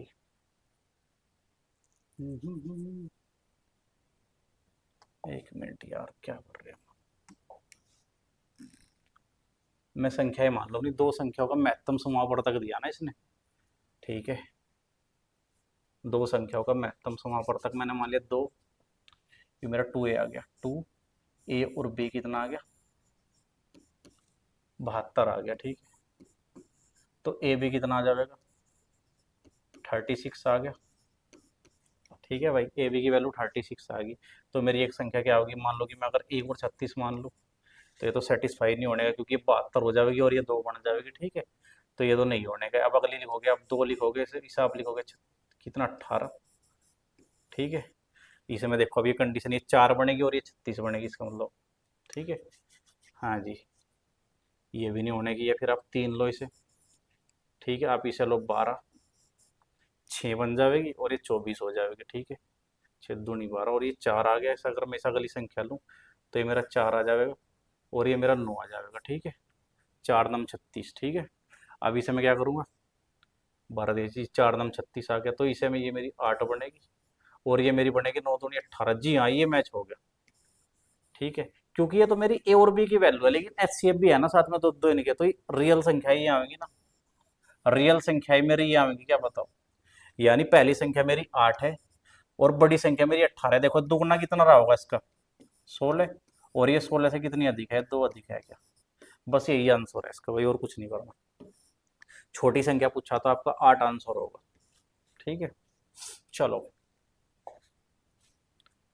अब ये आपसे क्वेश्चन, 4/5 अनुपात 12/10 x/6 और 9/2 यदि, हाँ तो x का मान बताओ। ये चीज क्या दिया इसने, ये बोला कि 4/5, ये से शायद समानुपात में बोल रहा होगा ऐसे, ये समानुपात रहा होगा। रीजन क्या है, ये डाउट हो जाएगी क्वेश्चन गलत तो नहीं है बस, ठीक है। इसी वजह से कभी कभी क्या है, सही क्वेश्चन में भी डाउट आ जाएगा कि ये शायद क्वेश्चन गलत तो नहीं है, तो उतना कॉन्फिडेंस करते हुए रहता नहीं फिर भाई, डाउट हो जाएगा कि कभी हम ऐसे ही मेहनत ना कर रहे हो क्वेश्चन गलत हो और लेके। ठीक है, तो इसने ये चीज़ दी, इसमें x/6 और रेशो 9/2। ठीक है, हमें पता है कि जब भी कभी क्या है समानुपात है तो बार बार वालों की गुना और अंदर अंदर वालों की गुना हो जाएगा क्या भाई। ठीक है, तो यानी इसका मतलब ये है कि 4/5 मल्टीप्लाई 9/2, ये किसके बराबर है, 12/10 और x/6, ये इसके बराबर दिया गया इसने, बताओ देख लो, 2 3 ठीक है, 5 दूनी 10 और ये 3 दूनी 6 आ गया, और 6 से 2 बार कट गया बताओ। ठीक है, और ये 2 दूनी 4, तो 9 दूनी 18, 18 आ गया। ठीक है, बस कुछ नहीं करना, बार बार होगी मल्टीप्लाई, अंदर अंदर होगी मल्टीप्लाई कर दो आप। 750 के 80% के 120% के 40% का मान ज्ञात करो। करो भाई, ये पूछ रहा कि आपसे, ये पूछ रहा कि 750 का 80% का 120% का 40%, ये चीज आपसे पूछी, आप इसे काट फाट दोगे तो आपका आंसर हो जाएगा। ठीक है, बताओ कोई दिक्कत है किसी को यहाँ तक।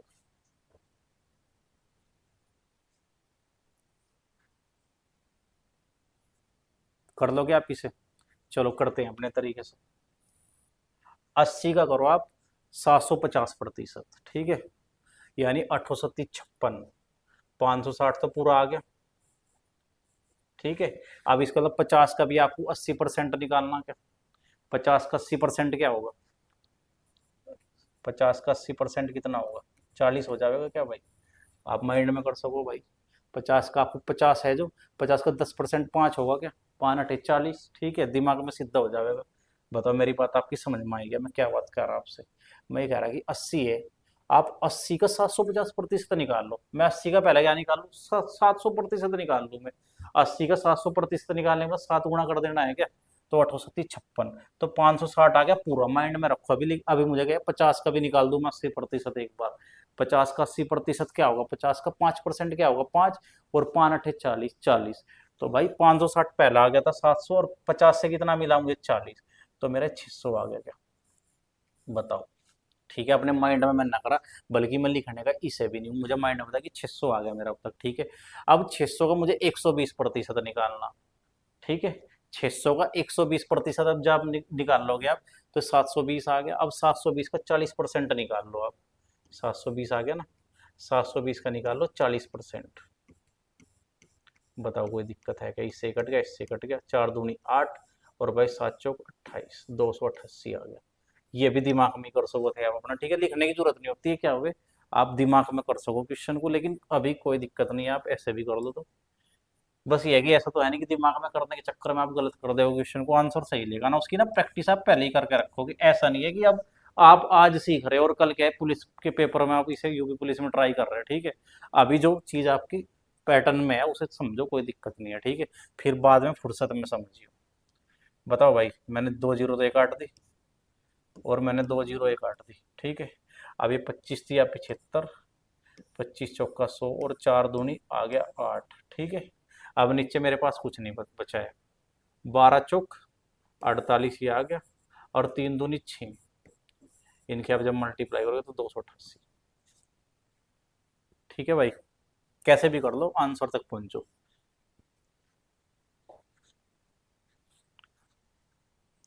मैं क्या कर रहा, मैं ये चीज कर रहा, देखो मेरे से किसी ने कहा 100 का 150% निकाल दो, तो देखो 150 ही आ गया क्या। अब मेरे से कोई कहे कि भाई 150 का 100% निकाल दो। ये दोनों एक ही बात है क्या? वही चीज मैं कर रहा, मैं डाटा को इधर उधर कर पा रहा अपने हिसाब से। चलो अब क्वेश्चन देखो क्या है आपके सामने। यदि एक वस्तु 300 रुपये में खरीदी गई, ठीक है, यदि एक वस्तु 300 रुपये में खरीदी गई और उस पर 50 रुपए की मरम्मत के लिए खर्च कर दिए गए, तो आपका सीपी कितना बन जाएगा ये देख लो आप। भाई 300 रुपये में आपने उसे खरीदा और 50 रुपए मरम्मत पे खर्च कर दिया, रिपेयरिंग पे, तो 350 रुपये बन गए क्या ये आपका सीपी बन गया क्या? ये बताओ आप मुझे, कोई दिक्कत है किसी को? ठीक है। इसे अंकित मूल्य पर 20% के लाभ पर बेचा जाना चाहिए, जो कि लागत मूल्य का 110% है। ठीक है। यानी वो क्या प्लान कर रहा, इसे ना एक रेट पे बेचा जाना चाहिए क्या? एमपी ऐसा होना चाहिए जो लागत मूल्य का कितना हो, कितना परसेंट हुआ भाई? 110%, समझियो। ठीक है। इसका 110% होने का मतलब क्या है कि कितने में बेच दूं मैं से? 385 रुपए में। वो ये कह रहा कि इतने में बेचने की क्या प्लानिंग चल रही। ठीक है। लेकिन बेच कितना दिया लास्ट में? अंकित मूल्य पे भी 20% का लाभ लेकर बेचिए, बेचा जाना चाहिए। ठीक है। तो क्या क्या किस कीमत पे बेचा होगा ये पूछ रहा है एसपी, बताओ। यानी मेरा जो विक्रय मूल्य था ना भाई, इस पे मुझे कितना लाभ लेना? ये कह रहा कि भाई इस पे भी आप 20% का लाभ लेकर बेच दो। यानी कि मेरा एसपी कितना होगा? जो मुझे अंकित मूल्य भी मिल रहा है ना, इस पे भी मैं 20% का लाभ ले रहा भाई, इतना लाभ कमाया। ठीक है। तो यानी इसका 10% कितना होगा? इसका 10% हो जाएगा 38.5। लेकिन 10 ही नहीं, 20% लेना। तो 20% लेना तो मैं 2 बार प्लस कर दूंगा, ये 0 आ गए, एक कैरी चला गया, 8 16। ठीक है। 8 और 8 16 होगा, 16 और 5 21, और एक इधर से कैरी आया था 22, 22 के लिए 2 आ गया। ठीक है। 8 9 10 11, 11 और 3 कितना हो गया? 14, और एक कैरी आया था 15, और 3 और 1 4, 452 आ गया। 452 है जी हाँ, बिल्कुल है। ये तो हो गया सुप्रीम मेथड, इसका दिमाग से आप कर पा रहे चीजों को। वरना फिर आप भाई यही करो, आपको पता है कि दोनों बार बढ़ेगी कीमत। 300, 350 तो हो ही गया था। उसका क्या है, एक बार आप करो 110%, फिर उसका करो आप 120%, आप इसे सोल्व करो, आपको ये चीज मिलेगी। ठीक है। नॉट ए बिग डील, आसान सी बात है, कर लोगे, मुझे पूरा यकीन है आप पे। चलो भाई इसे बताओ, लागू होने वाली कुल प्रतिशत छूट क्या है जब 20% और 10% की दो लगातार छूट दी जाएंगी? कुछ नहीं है। ठीक है। इसके बहुत सारे तरीके हो सके। देखो क्या है, 20% की छूट दी आपने, ठीक है, फिर आपने क्या है 10% की छूट दी, ठीक है, फिर क्या हुआ, यहाँ पे प्लस लगेगा, सॉरी अगर प्लस लगा के चल रहे तो यहाँ पे माइनस लगाओगे फिर आप। ठीक है। अगर आप ऑलरेडी प्लस ले रहे तो अब यहाँ पे माइनस लोगे आप। 20 गुना 20, 20 गुना 10/100, ये 30% आ गया। इधर से कितना आ जाएगा? 30 में से 2 घट जाएगा तो 28%। एक तो आपका तरीका ये हो जाएगा निकालने का। फिर आप क्या कर सको, सक्सेसिव से भी निकाल सको। पहली छूट कितनी है? 20%। 20 का मतलब 5 की चीज 4 में बेच दी आपने। दूसरी 10% है, यानी 10 की चीज आपने 9 में बेच दी। तो यानी 50 की चीज आपने कितने बेची? 9 चौक 36 में बेच दी भाई। ठीक है। कितने का? 14 का डिस्काउंट है क्या? लेकिन 14 का तो 50 पे है। अगर 100 होता तो 28 हो जाता क्या? 28%। दो तरीके तो ये हो गया आपके पास, फिर आप 100 मान के कर लो। मैंने मान लिया कि 100 रुपये मेरा क्या था, एमपी था भाई। ठीक है। मार्केट प्राइस मेरा कितना था? 100 रुपये था क्या? मैंने मान लिया, फिर मैंने 20% की पहले छूट दी। तो मेरी ये बताओ, ये 80 रुपये में बिक जाएगी क्या चीज? बताओ। अब कह रहा है कि 10% की एक और छूट दो, यानी 8 रुपए की और छोड़ दो। इसका 80 का 10% 8 हो जाएगा ना, एक जीरो इधर जंप कर जाएगा। तो 8 की और छूट में बेचूंगा तो 72 में बेच दी मैंने वो। मेरा ये एमपी था, मेरा ये एसपी आ गया। तो भाई मैंने छूट कितनी दी? 28 की दी क्या? 28। और भी बहुत सारे तरीके हैं। ठीक है। ये 2 या 3 तरीके नहीं है, बहुत सारे तरीके हैं भाई। बस आप सीखते जाओ। चलो अगला क्वेश्चन। ब्याज की दर ज्ञात कीजिए जब इतने रुपए के मूलधन पर 5% की दर से इतने रुपए। ये क्वेश्चन आ गया पहले ही। ये देखो भाई क्वेश्चन,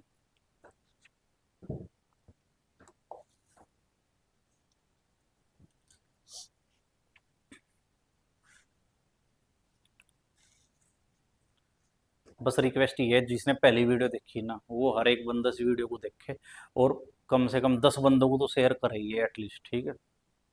कम से कम 10 बंदों को, हर एक बंदा शेयर करेगा। आप अपने ग्रुप बनाओ, ग्रुप के अंदर आप इन वीडियोस को शेयर करो, ठीक है। चलो भाई देखो, 3 अंकों की एक संख्या ए बी सी, जिसमें ए सैकड़ा के स्थान पर है, ठीक है, और बी आपका दहाई के स्थान पर है, और आपका इकाई के स्थान पर कौन है, ऐसे दिया ना ए बी सी, ठीक है। ए बी सी की बात ऐसे कर रहा भाई, ठीक है। इसने कहा कि ए तो आपका किसके स्थान पे, सैकड़ा की, यानी 100 पैलेस पे है, ठीक है, और बी आपका क्या है, 10th पैलेस पे, और सी आपका क्या है, यूनिट पैलेस पे, ठीक है। चलो, इस संख्या को ए बी सी और ए बी सी रूप में पुनः लिखा गया, इसे 7, 11 और 13 के लघुत्तम समापवर्त से विभाजित किया गया, तो परिणाम क्या होगा, परिणाम हो जाएगा ए बी सी, ठीक है भाई, ठीक है भाई। यानी 3 अंकों की कोई भी संख्या ले लो, आप इसे छोड़ दो एक बार के लिए, मैंने ले ली 1 2 3, आप जो मर्जी आपकी 1 5 2 कुछ ही संख्या ले लो आप 3 अंकों की, 1 7 1, ठीक है, 1 5 2, कोई भी संख्या जो भी आपकी मर्जी हो, कोई भी 3 अंकों की एक संख्या पिक करो, ठीक है। और आप उसका जो पैटर्न बनाना चाह रहे हैं, अगर आप ये चाहो ना कि मुझे ये चीज मिल जाए 1 5 2 और हट के फिर ये चीज रिपीट हो जाए 1 5 2, तो ऐसा पैटर्न बनाने के लिए ना आपको ना उस संख्या को 1001 से मल्टीप्लाई करनी पड़ेगी, 7 11 और 13 से, ठीक है। तो ये पैटर्न रिपीट होना शुरू हो जाएगा, हमेशा आप चेक कर लियो। यानी कि इसमें ना ए बी सी की बात करी ना इसने, अगर ये ए बी सी में क्या कर देवे, 1001 की मल्टीप्लाई कर देवे ना, तो ये पता क्या आने वाला, ये ए बी सी और ए बी सी ऐसे दिखेगा, चाहे मेरी बात है कि ना होना, तो आप करके देख लियो इस चीज को, ठीक है। आप कोई भी संख्या ले लो और उसमें आप इसकी मल्टीप्लाई कर लो, गुना करो, तो आपको ना क्या मिलने वाला, देख इसका रिजल्ट क्या हो जाएगा, देखो 1 2 3 1 2 3, ठीक है, ये इसका रिजल्ट हो जाएगा।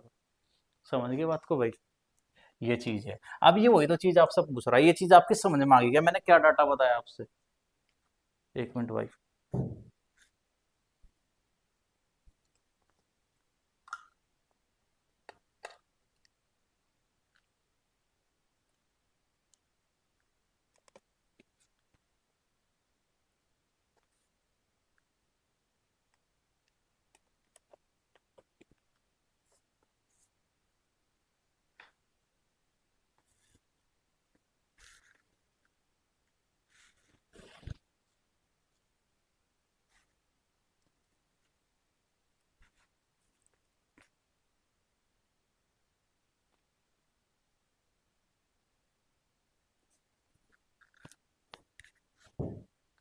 1 मिनट भाई, आज की क्लास को अभी यहीं पे खत्म करते हैं, ठीक है। अभी आपको एक और सेकंड पार्ट मिलेगा इसका, ठीक है। Thank you.